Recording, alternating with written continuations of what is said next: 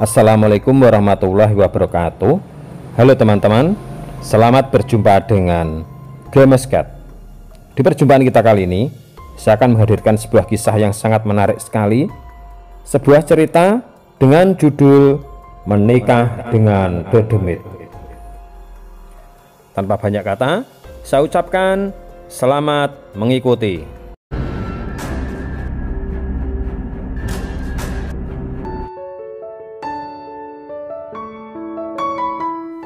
Randy menghela napas lega setelah pemilik lahan menandatangani akta jual beli lahannya.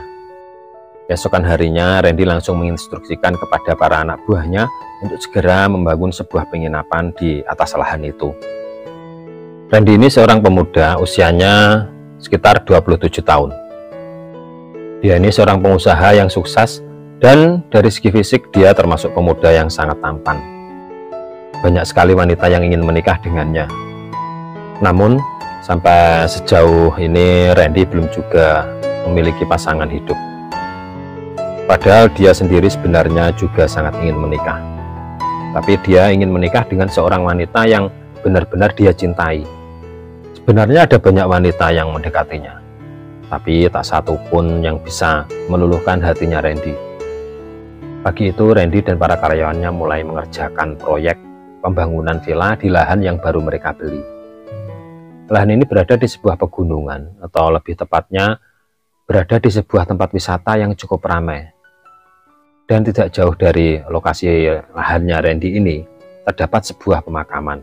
Dan di samping pemakaman ini, ada sebuah rumah kecil yang merupakan rumah dari sang juru kunci pemakaman. Sambil mengawasi proses pengerjaan proyeknya, Randy berjalan-jalan untuk bersosialisasi atau menyapa orang-orang sekitar. Ya, intinya Randy ingin menjalin hubungan baik dengan orang-orang di sekitar proyeknya. Akhirnya, sampailah Randy di sebuah rumah di samping pemakaman itu. Di depan rumah itu ada seorang pria yang kira-kira berumur sekitar 50 tahunan. Pria ini adalah juru kunci dari pemakaman itu. Setelah mereka mengobrol beberapa saat, ternyata sang pria ini bernama Kuncoro. Atau orang-orang di sekitarnya menyebutnya Mbah Kuncoro. Walaupun sebenarnya usianya belum terlalu tua, namun karena profesinya berkaitan dengan hal-hal gaib, maka orang-orang sekitarnya memanggilnya dengan sebutan Mbah. Randy pun dipersilakan masuk ke dalam rumahnya Mbah Kuncoro. Setelah sampai di dalam rumah, Mbah Kuncoro memerintahkan anak perempuannya untuk membuatkan minuman. Selesai membuat minuman, putrinya Mbah Kuncoro ini langsung menghidangkan minuman itu di ruang tamu. Randy sempat terkejut ketika melihat kecantikan putrinya Mbah Kuncoro ini. Putrinya Mbah Kuncoro ini bernama Kinanti. Hari berganti hari, dan minggu pun berganti minggu. Randy dan Kinanti semakin akrab. Mereka sering berjalan berdua dan mengobrol panjang lebar. Sampai akhirnya Randy pun menyadari kalau dia benar-benar jatuh cinta kepada Kinanti. Jatuh cinta untuk pertama kalinya. Dan ternyata Kinanti pun juga mempunyai perasaan yang sama terhadap Randy. Dan mereka berencana untuk menikah dalam waktu dekat.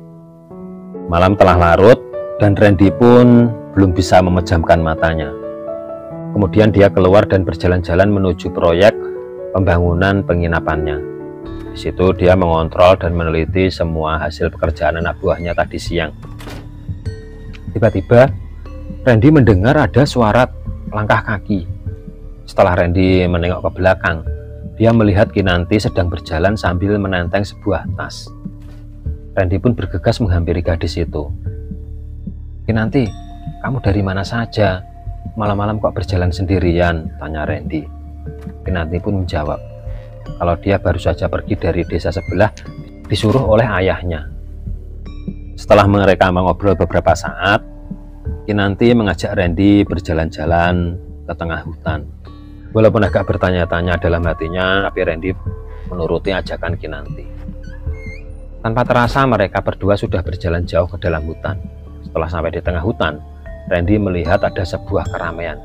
Di situ banyak sekali orang-orang dan banyak sekali penerangan dengan api unggun dan obor yang ditancapkan di tanah dan dikaitkan di pohon. Di tengah keramaian itu Randy melihat ada Mbah Kuncoro, kelihatannya sedang menanti dirinya. "Ini ada apa Kinanti?" tanya Randy kepada calon istrinya. "Oh iya mas, itu kamu sudah dinanti oleh ayah, nanti ayah akan menjelaskan sendiri."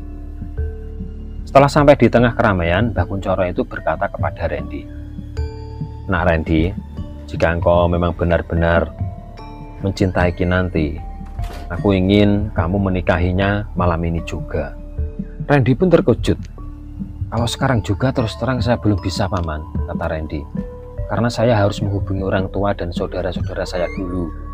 Mbah Kuncoro pun langsung melotot, sepertinya agak marah kepada Randy.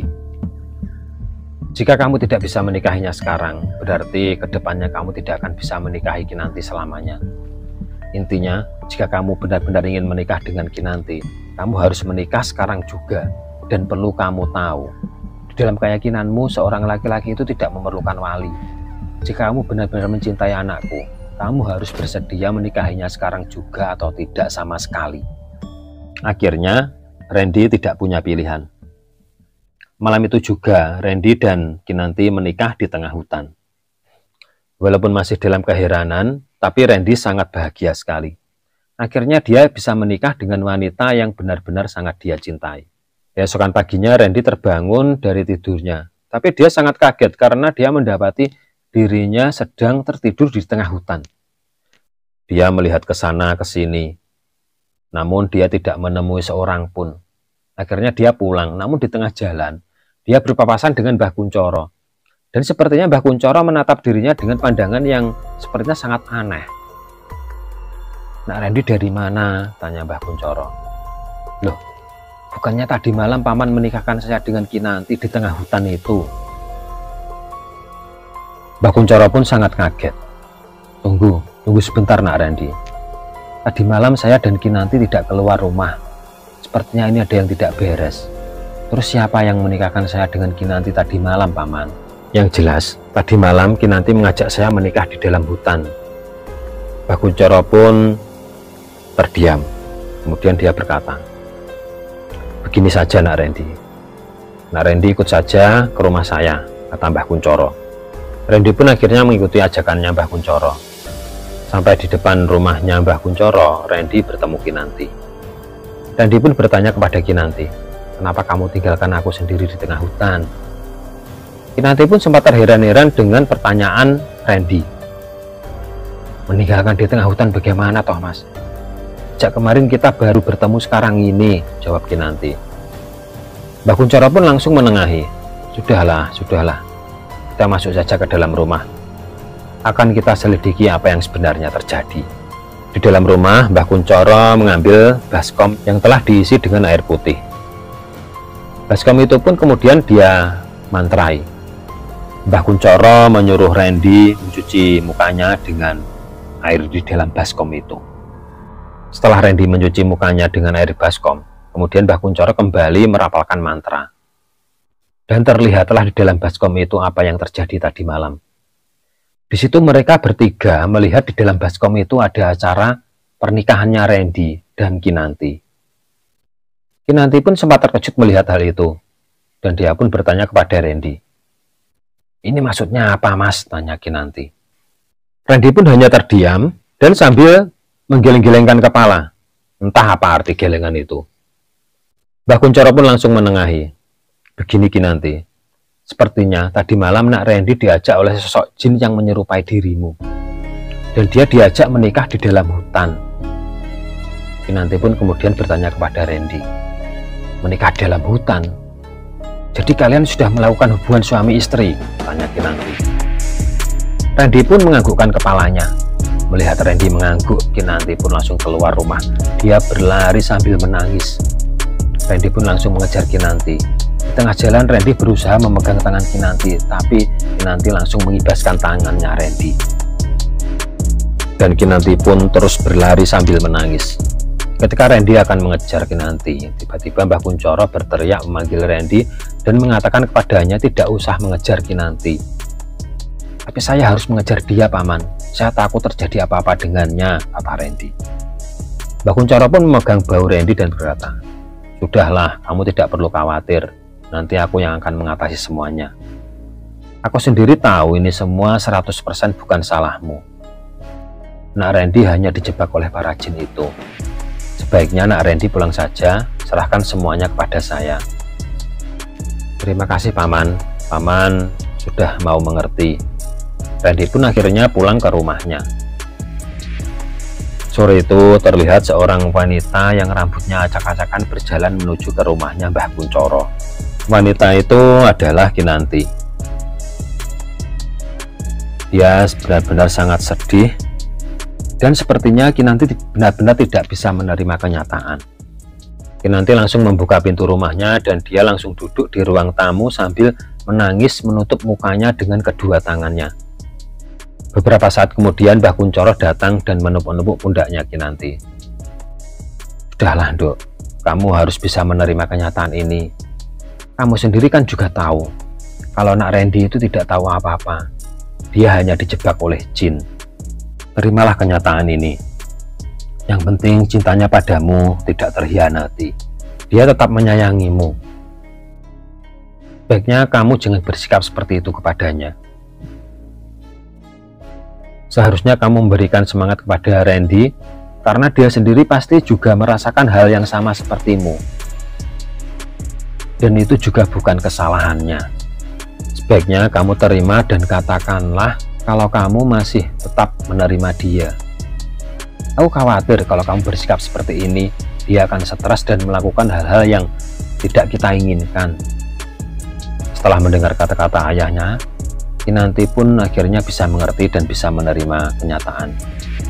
Dia pun juga akhirnya malah merasa bersalah dan merasa khawatir kalau Randy akan melakukan hal-hal yang tidak dia inginkan. Kinanti sangat khawatir kalau Randy menjadi stres karena sikapnya yang menjauhi dirinya. Baiklah ayah, aku mandi dulu. Nanti setelah mandi, aku akan pergi ke rumahnya Mas Randy. Nah, begitu lebih baik, kata Mbah Kuncoro.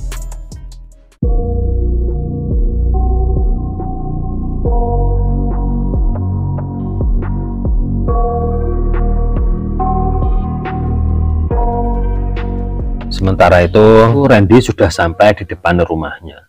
Ketika dia membuka pintu rumahnya, dia sangat terkejut sekali. Ternyata di dalam rumah sudah ada Kinanti, padahal dia baru saja bertemu dengan Kinanti. Randy pun langsung curiga. Jangan-jangan ini adalah jin yang menjebaknya tadi malam. Randy pun langsung membentak wanita itu. Siapa kau sebenarnya? Kenapa kau menjebakku tadi malam? Akhirnya wanita yang menyerupai Kinanti itu pun mengaku kalau dia adalah anak dari jin penguasa hutan di pegunungan itu. Dia berkata kalau dia sudah jatuh hati kepada Randy dan ingin menikah dengannya. Randy pun berkata, itu jelas tidak mungkin. Aku ini manusia dan kau jin. Kita ini berbeda alam. Tapi wanita itu terus berkata, aku tidak peduli. Pokoknya kamu harus menjadi suamiku. Siapapun wanita yang akan menikah denganmu akan aku habisi. Akan aku cabut nyawanya. Ancam wanita itu kepada Randy. Tiba-tiba Randy di kejauhan seperti melihat Kinanti sedang berjalan menuju ke arahnya. Dan wanita iblis itu pun juga sempat melihat Kinanti.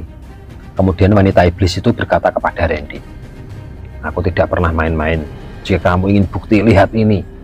Kemudian wanita iblis itu meniup telapak tangannya, dan telapak tangannya ini langsung dihempaskan ke arah Kinanti. Di kejauhan terlihat Kinanti jatuh terpental. Randy pun langsung berlari ke arah Kinanti. Randy langsung mengguncang-guncang tubuh Kinanti yang tidak sadarkan diri. Kemudian dari belakang terdengar suara tawa dari wanita iblis itu. Wanita iblis itu mendekati Randy dan berkata, kamu tidak perlu khawatir, dia hanya pingsan. Ini hanya sebuah peringatan. Namun, jika engkau benar-benar ingin menikahi wanita itu, lain hari aku akan benar-benar mencabut nyawanya. Bagiku mencabut nyawanya itu semudah membalikkan telapak tangan. Kamu camkan itu. Ancam wanita iblis itu kepada Randy. Wanita iblis itu menghilang di tengah kegelapan malam setelah mengancam Randy dengan ancamannya. Randy pun kemudian menggendong pulang Kinanti. Sampai di rumah, Mbah Kuncoro sangat kaget melihat anaknya pingsan digendong Randy. Randy pun menceritakan semuanya, mulai dari pertama kali dia bertengkar dengan wanita iblis itu sampai wanita iblis itu mengancam dan mencelakakan Kinanti. Setelah mendengar semua ceritanya, Mbah Kunchoro kelihatannya sangat marah. Kurang ajar sekali mereka. Begini nak Randy, nanti kalian berdua ikut aku ke tengah hutan. Untuk apa paman? Tanya Randy. Sudahlah, kamu akan tahu sendiri nanti. Setelah Kinanti sadar dan beristirahat beberapa saat, kemudian mereka bertiga berjalan menuju ke tengah hutan. Sampai di tengah hutan, Mbah Kunchoro kemudian membakar dupa dan kemenyan. Setelah membaca mantra sambil bersila, beberapa saat kemudian angin berhembus sangat kencang. Kemudian datanglah sebuah keranda yang diusung oleh 4 orang wanita bergaun putih dan mukanya sangat pucat. Setelah sampai di depan Mbah Kunchoro, keranda itu diturunkan, dan dari dalam keranda keluarlah seorang wanita memakai kebaya.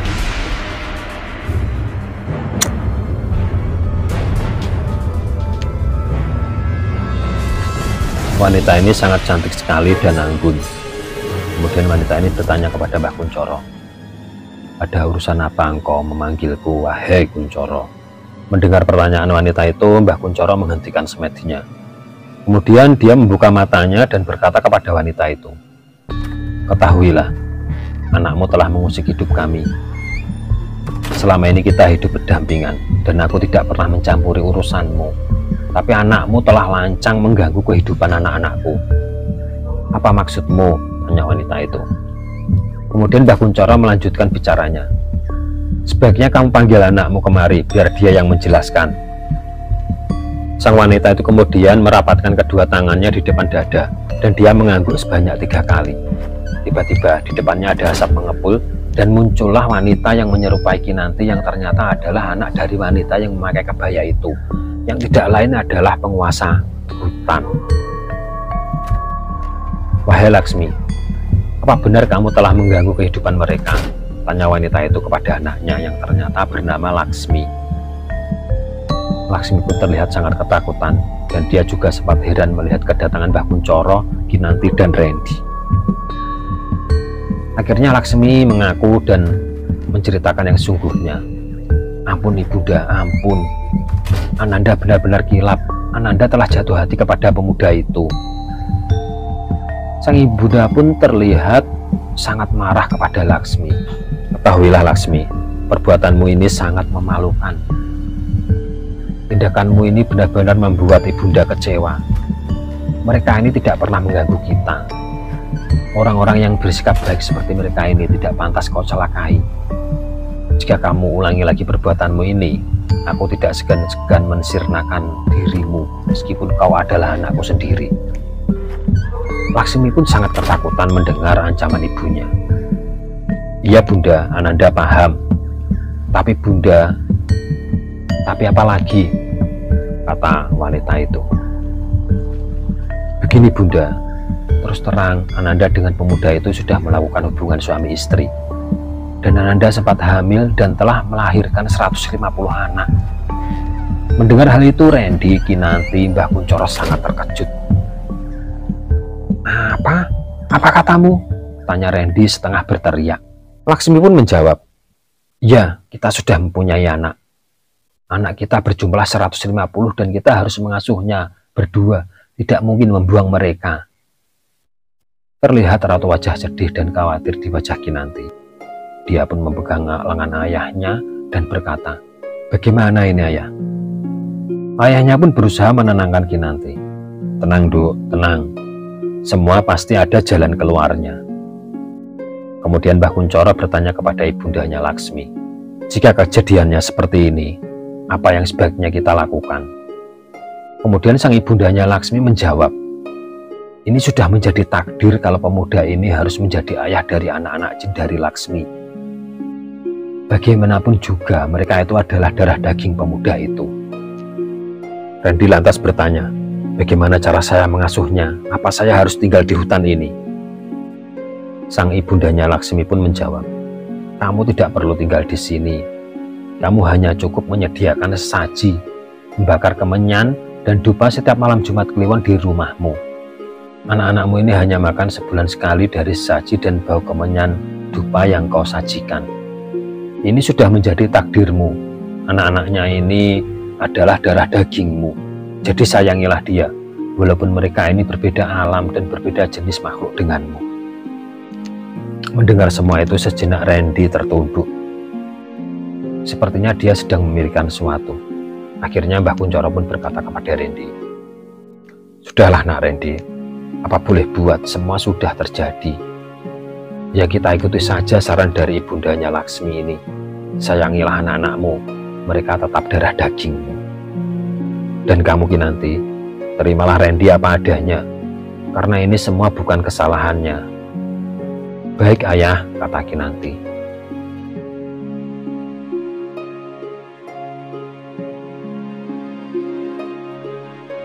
Hari berganti hari, minggu berganti minggu, dan bulan pun berganti bulan. Randy dan Kinanti sudah menjadi sepasang suami istri, dan mereka pun dikaruniai seorang anak laki-laki yang imut, dan mereka beri nama Galang. Namun, Randy pun tetap tidak lupa setiap malam Jumat Kliwon juga memberikan sesaji dan membakar kemenyan dupa di rumahnya. Ketika pernikahan mereka berusia 2 tahun, Mbah Kunchoro meninggal dunia dan jenazahnya dimakamkan di kampung halamannya Randy. Randy mewakafkan penginapannya itu untuk dijadikan sekolah, dan Kinanti pun juga mewakafkan rumahnya Mbah Kunchoro untuk dijadikan sebuah musola. Intinya, Randy dan Kinanti ingin pindah dari tempat itu. Randy dan Kinanti akhirnya tinggal di kampung halamannya Randy. Namun walaupun mereka sudah pindah dari situ, Randy tetap tidak lupa melakukan ritual memberikan sesaji kepada anak-anaknya setiap malam Jumat Kliwon. Anak-anak jin hasil perkawinannya dengan Laksmi memang tidak bisa dilihat dengan kasat mata.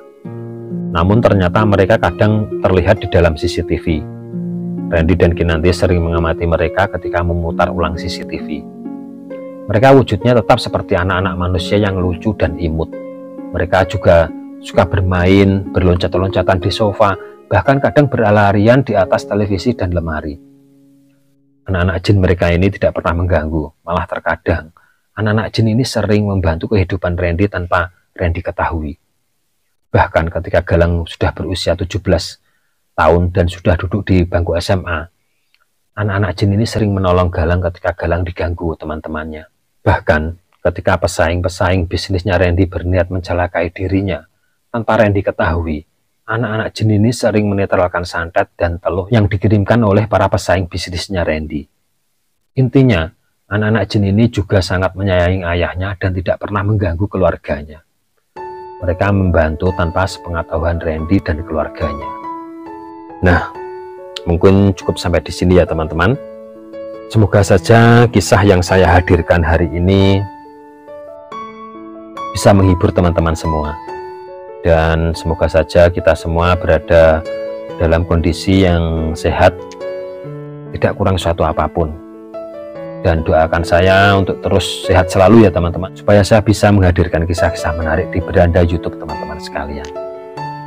Sekian dan terima kasih, semoga bermanfaat. Wassalamualaikum warahmatullahi wabarakatuh.